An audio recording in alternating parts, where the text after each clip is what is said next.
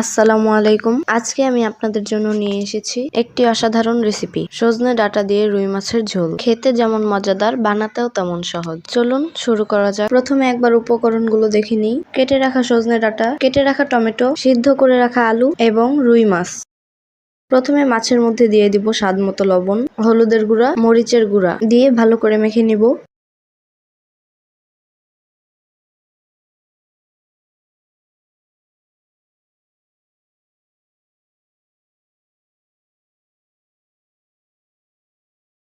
মাখানো হয়ে গিয়েছে, এবার প্যান গরম করে তেল দিয়ে দিব। তেল গরম হয়ে গিয়েছে, এবার মাছগুলো দিয়ে দিব।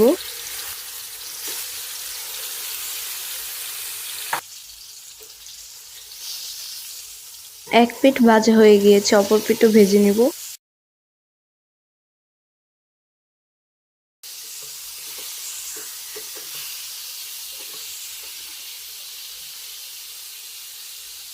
আমার মাছগুলো ভাজা হয়ে গিয়েছে, এবার তুলে নিব। কড়াই গরম করে এতে পরিমাণ মতো তেল দিয়ে দিব। তেল গরম হয়ে গেলে এতে দিব পেঁয়াজ কুচি, দিয়ে হালকা করে ভেজে নিব।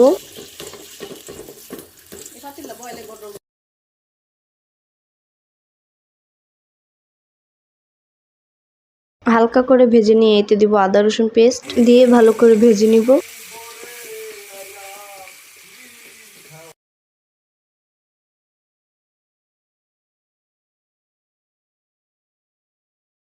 ভাজা হয়ে গিয়েছে, এবারেতে গুঁড়া মশলার পেস্ট দিয়ে দিব।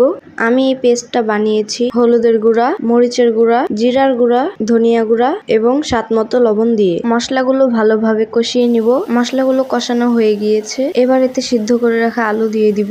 আলুগুলো হাত দিয়ে ভেঙে ভেঙে দিয়ে দিব, আর দিয়ে দিব সজনে ডাঁটা, দিয়ে ভালো করে নেড়েচেড়ে মিশিয়ে নিব।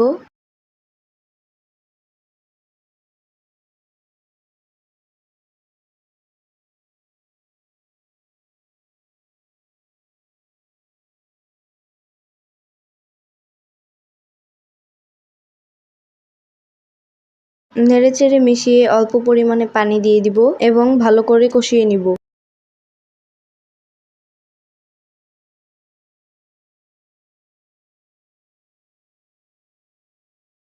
এবং কিছুক্ষণের জন্য ঢাকা দিয়ে দিব। ঢাকনা উঠিয়ে দেখে নেব কষানো হয়েছে কিনা।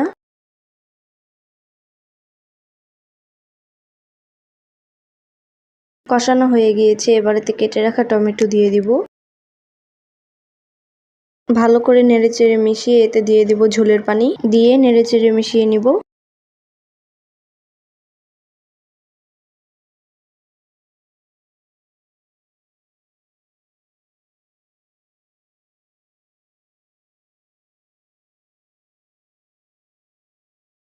এবং ঢাকা দিয়ে দিব। ঢাকনা উঠিয়ে নিব এবং নেড়েচেড়ে দিব। এবার এতে ভেজে রাখা মাছগুলো দিয়ে দিব, দিয়ে আরো কিছুক্ষণ জাল করে নিব।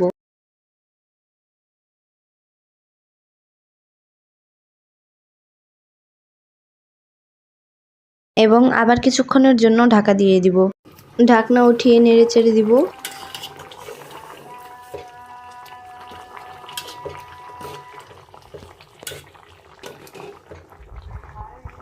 এবং আবার অল্প পরিমাণে জিরার গুঁড়া দিয়ে দিব এবং 2-3 মিনিট ফুটিয়ে নামিয়ে নিব।